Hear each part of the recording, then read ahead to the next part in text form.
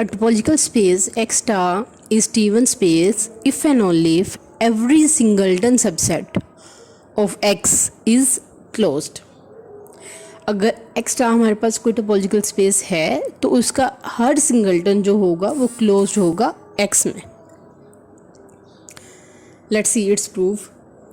Let X star is T1 space. Now we have to show that for all the elements X belongs to X, the singleton set of this element is closed. In other words, the complement of singleton is open, or the singleton of X is belongs to tau. अब हमें ये show करना है कि singleton of X क्या है, open है या वो बिलोंग करता है टा से. Let we take element Y belongs to complement of singleton X. So X is not equal to Y because X belongs to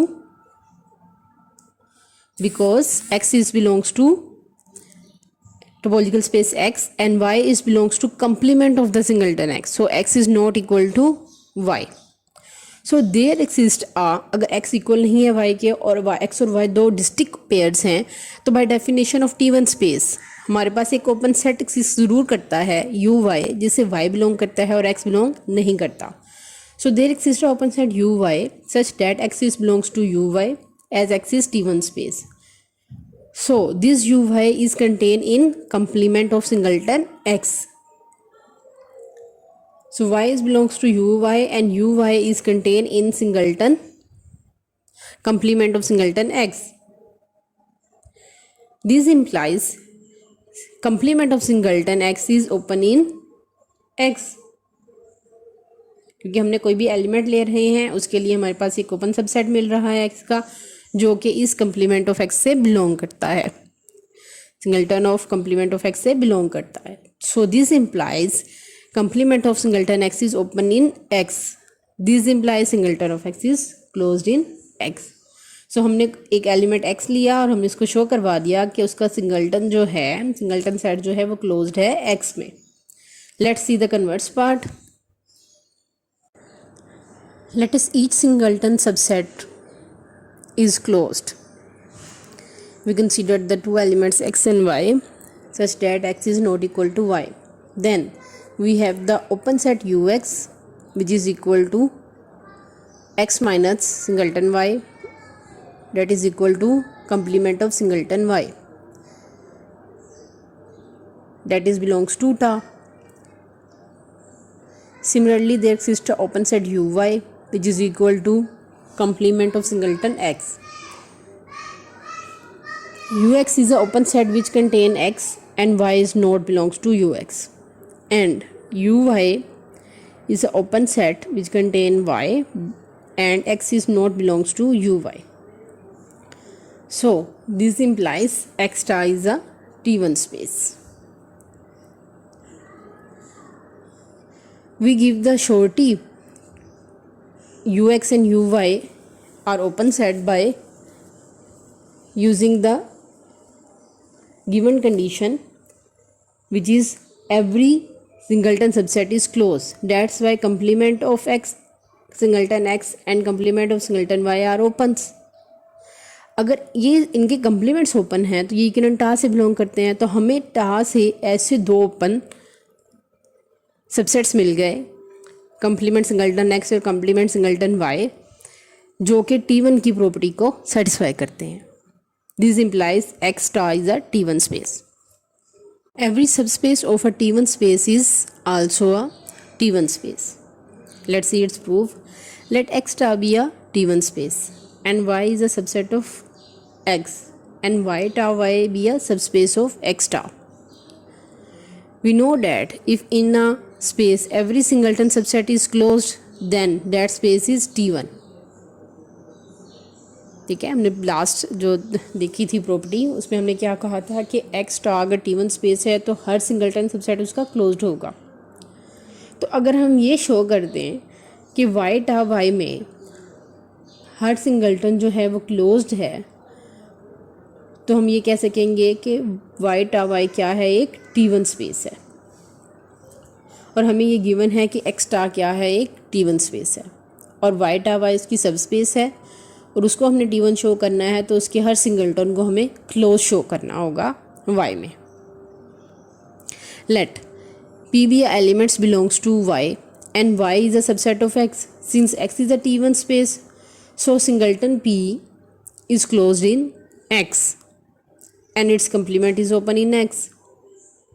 ठीक है, p एक ऐसा एलिमेंट है जो y से बिलोंग करता है, और p अगर y से बिलोंग करता है तो वो x से भी बिलोंग करता होगा क्योंकि y सबसेट है x का, और सिंगलटन p जो है वो क्लोज्ड है x में, तो उसका कंप्लीमेंट ओपन होगा x में। अगर कंप्लीमेंट ऑफ p जो है वो ओपन है x में, तो उसका इंटरसेक्शन जब हम y से लेंगे तो हमें ओपन सबसेट मिल जाएगा रिलेटिव टोपोलॉजी या सबस्पेस स्पेस y का। But we know that the intersection of y with complement of singleton p is equal to complement of p in y। ठीक है, अब ये हमें कैसे पता चला, क्योंकि हम बात कर रहे हैं रिलेटिव टोपोलॉजी में रह के। ठीक है, अब जब हम इंटरसेक्शन लेंगे कंप्लीमेंट ऑफ p का y के साथ, तो वो यकीनन होगा complement of p in y में, उसके इक्वल होगा। अगर ये इक्वल है complement of p in y, या मतलब हम कहेंगे y में से हमने सिंगलटन p को माइनस कर दिया, इस फॉर्म में इसको देखेंगे तो ज़्यादा इजी होगा, तो ये हमें अप्लाई करेगा तो कि सिंगलटन ऑफ p क्या है, क्लोज्ड है y में, और यही हमने शो करना था। दिस इम्प्लाइज y टा y is a T1 space, तो हर T1 स्पेस की सब स्पेस भी क्या है, एक T1 स्पेस है। Let's discuss some properties of T1 space. Property number 1. Every finite subset of T1 space is closed. Let's see its proof. Let X star be a T1 space and A is a subset of X. Let A have the elements A1, A2, A3, AN up to so on करके हम कहते हैं कि इसमें AN element है। ये एक finite subset है T1 स्पेस का। तो A को हम यूनियन में लिख सकते हैं इन तमाम एलिमेंट्स के सिंगलटन्स के यूनियन में, क्योंकि हमें पता है कि A के अंदर एलिमेंट्स क्या हैं, A1, A2, A3 up to so on AN। और हमें पता है T1 स्पेस में हर सिंगलटन क्या है, क्लोज्ड, और union of finite set of close set is closed. So this implies A is a finite union of closed subset. This implies A is closed. So our first property shows that every finite subset of T1 space is closed. Property number 2. Let X be a finite set, then X star is a T1 space if and only if X is discrete space. Let's see its proof. Let X is a finite set and X star is a T1 space. So we know that in X every finite subset is closed. हमने last property में क्या कहा था कि अगर X T1 space है तो उसका हर सबसेट क्या होगा, क्लोज्ड होगा। ठीक है, अगर उसका हर सबसेट क्लोज्ड है तो इसका मतलब है कि उसका हर सबसेट क्या है, ओपन भी है X में। ठीक है, अगर उसका हर सबसेट जो है वो क्लोज्ड है तो उसका कंप्लीमेंट ओपन है और वो बिलोंग करता है टा से। तो अगर किसी स्पेस का हर सबसेट जो है वो ओपन है तो इसका मतलब है वो स्पेस क्या है, डिस्क्रीट स्पेस है। तो टा इक्वल है पावर सेट ऑफ X के। This implies X is discrete space.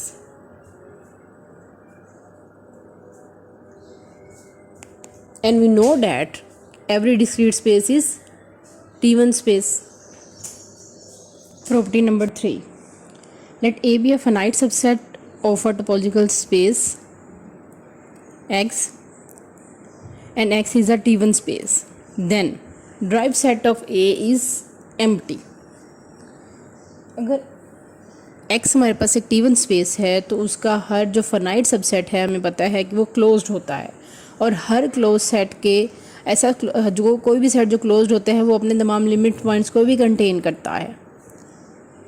ठीक है, तो अब हमारी ये प्रॉपर्टी नंबर 3 में ये बताती है कि उसका जो ड्राइव सेट होता है, the set of all limits points, वो क्या होता है, एम्प्टी होता है। T2 space or Hausdorff space. A space X is said to be Hausdorff or T2 space if for any 2 points A, B in X there exist a open sets U and V such that A is belongs to U and B is belongs to V and intersection of U with V is empty. कोई भी ऐसी topological space जिसके कोई से भी दो आप elements ले लें, उनके लिए हमें ऐसे दो ओपन सेट्स मिल जाएं कि एक एलिमेंट जो है वो एक ओपन सेट से बिलोंग करे और second element second open set से बिलोंग करता हो, तो उसको हम हाउसडॉर्फ कहेंगे अगर इन दोनों ओपन सेट्स का इंटरसेक्शन भी क्या हो, एम्प्टी हो। जैसे कि हमने टी नोट स्पेस में पढ़ा था कि हमें एक ओपन सेट चाहिए था जिसे एक एलिमेंट बिलोंग करता हो, दूसरा बिलोंग ना करता हो। और जब हम T1 स्पेस में आए तो हमने कहा कि हमें दो ओपन सेट्स चाहिए जिनसे एक एलिमेंट बिलोंग करे, दूसरा बिलोंग ना करे, और दूसरा एलिमेंट जिस ओपन सेट से बिलोंग करे उससे पहला एलिमेंट बिलोंग ना करे। अब T2 स्पेस जो है वो उससे भी ज़्यादा स्ट्रॉन्गर है T1 से। उसमें हमने एक और कंडीशन लगा दी है कि अगर उन दोनों ओपन सेट्स का इंटरसेक्शन भी एम्प्टी होगा तो ऐसी स्पेस को हम T2 स्पेस कहेंगे या हाउसडॉर्फ स्पेस कहेंगे।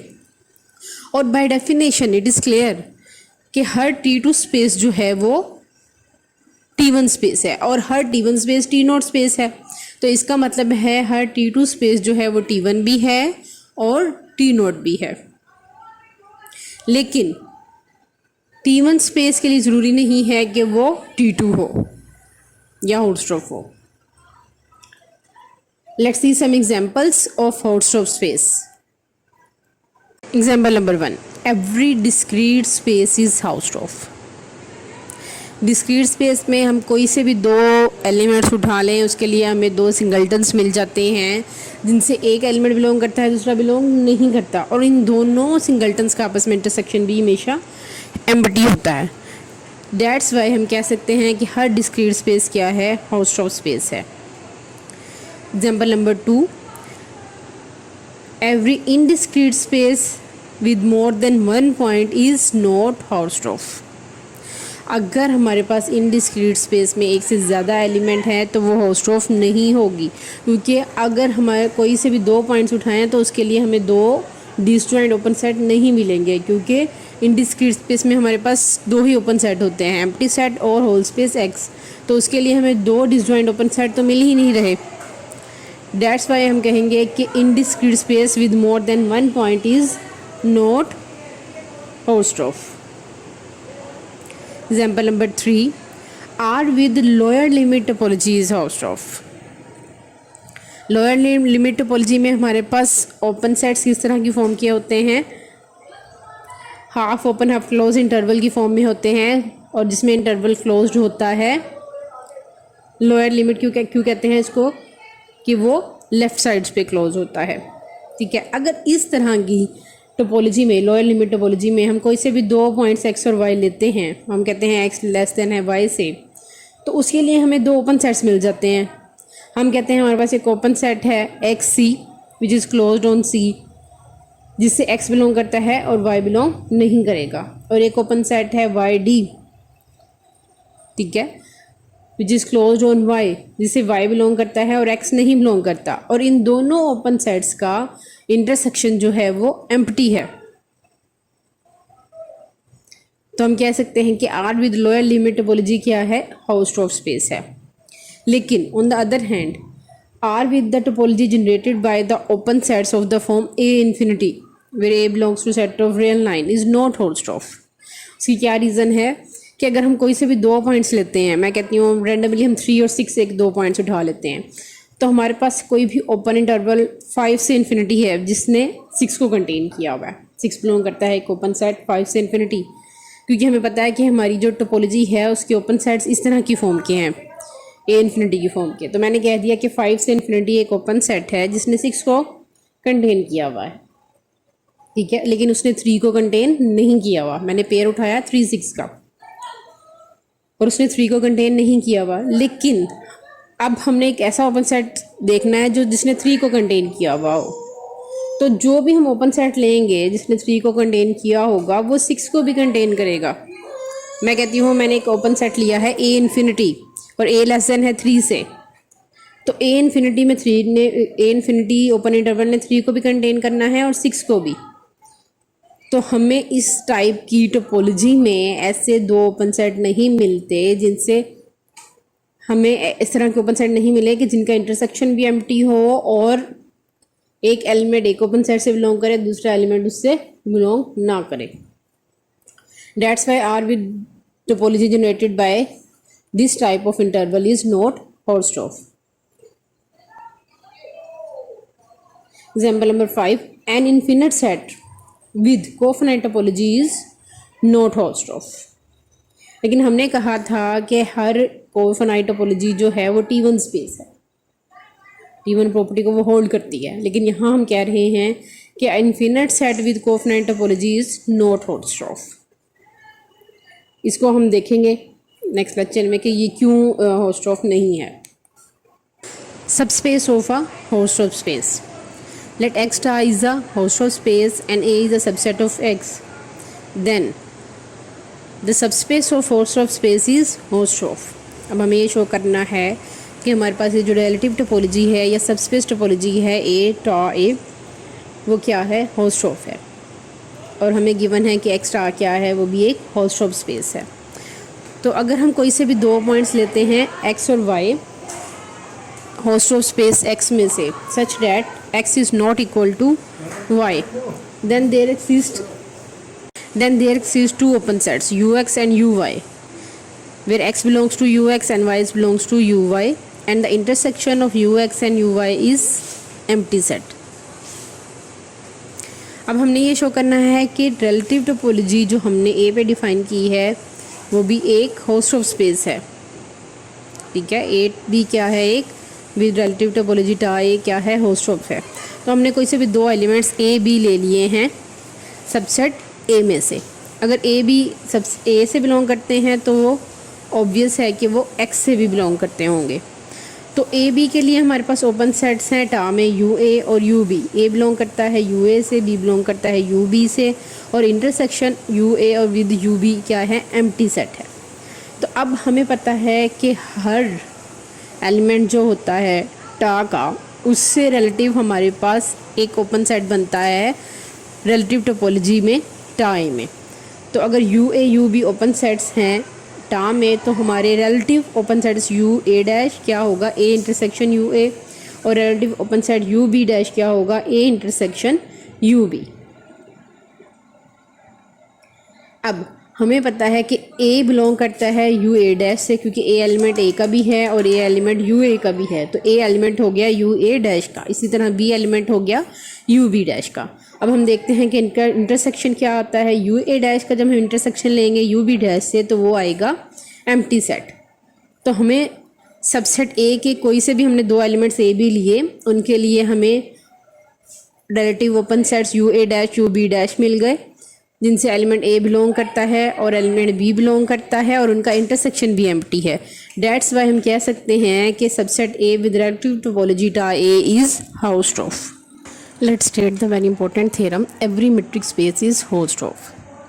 Let X D a metric space with metric D which impose a metrizable topology with metric D. Let X Y be two points belongs to the metrizable space X where X is not equal to Y.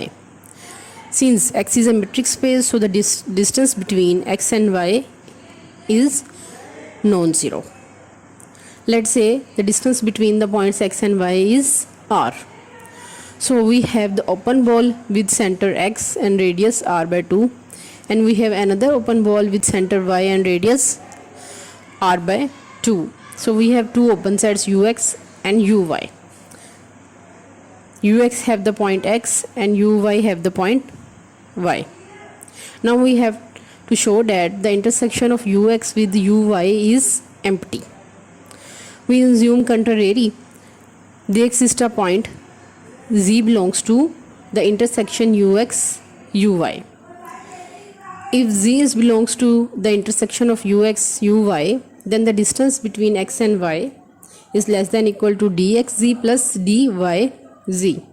We know that distance between xz is r by 2 and the distance between zy is also r by 2. So the distance between x and y is less than r. But we know that the distance between x and y is r. हम already ऊपर बता चुके हैं कि distance between X and Y क्या है, R है. But अब हमारे पास distance between X and Y क्या आ रहा है, लेस देन आर आ रहा है, विच इज़ कंट्रेरी. ठीक है, ये हमारी जो हमने कंट्रेरी जूम किया था उसको ये मतलब इसको निगेट करता है, उसकी कंट्राडिक्शन निकल आई है. So there does not exist a z belongs to the intersection ux uy. This implies that the intersection between ux and uy is empty. This implies xd is a host of space or every metric space is a host of space.